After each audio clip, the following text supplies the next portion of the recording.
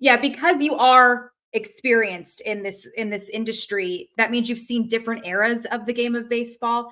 And there's obviously these new rules that are introduced. I personally hated them at the beginning. I got exposed to them. I did some AAA coverage last year. But let's talk about the pitch clock. You want to talk about spending more time with your family. This is a beautiful thing. How did you embrace these new rules, or did you at all? Did you go into it kicking and screaming? What was your scenario when you discovered about the new rules, and how are you kind of acclimating to them now? Well, I am completely acclimated. I was a little different than you, Jess. I was all in, Okay. 100% all in. And one of the reasons, and I say this with all the love and respect in the world for the team that I've covered the last decade, the Tampa Bay Rays, they were one of the biggest uh, suspects when it came to playing long games. They were, Hmm. most of their games were criminally long. I could share the lyrics with you when we finish here. A few years ago, Okay.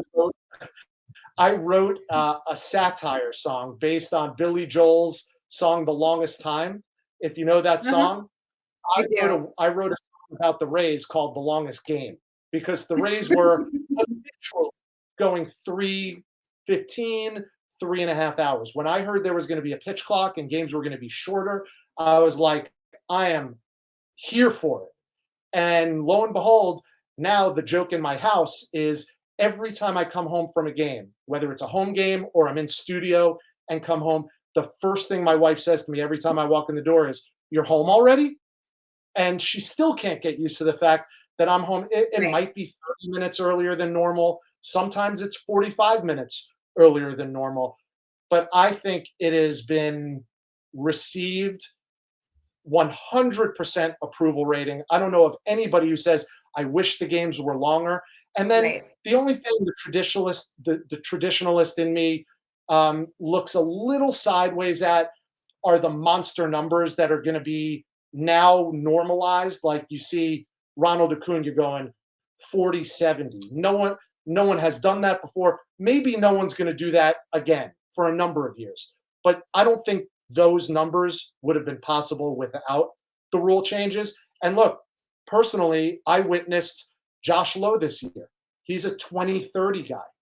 Most Hmm. people outside of the Rays organization don't know who the hell Josh Lowe is, but he's in his first full year in the bigs, and he was always touted as a five-tool player. He was a high-round draft pick a few years ago by Tampa Bay, won minor league player of the year a couple of years ago. But did everybody see 20 home runs and 30 stolen bases in his first full year in the bigs? No. Would he have done that with the rule changes? He probably wouldn't have done it if the rules hadn't changed this year. That doesn't take away from how outstanding he's been this season, just like it doesn't take away from Ronald Acuna. But the Yeah. old man get off my lawn in me is thinking, gosh, I wonder how the other people feel, the guys who played the game. I wonder how they feel. It's just like you talk to pitchers now who, won 300 games. That's never going to happen again. But Yeah. that's not because of rule changes. That's just because the game is managed and played and strategized differently than it is. You have to embrace change in sports, and it's going to happen. And you have to trust that the powers that be who are making these changes are not making it for money reasons. They're not making it for personal gains. They're doing it for the betterment of the game. They are Mhm. stewards of the sport. And my trust is with them. They're a lot smarter than I am. And I personally think that all the changes have been almost terrific, if not really, really good for everybody involved.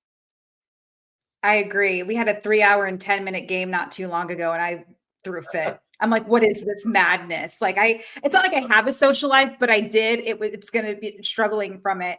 And it's interesting you Yeah. brought that up. We're obviously watching Estate Uri Ruiz go for, a rookie AL Rookie of the Year, a rookie, honor, and we had Ricky Henderson and him kinda just shooting the shit recently, talking about what they were able to do for the A's organization. And we wouldn't have had that if it wasn't for these new rules. So I'm kind of thankful for that.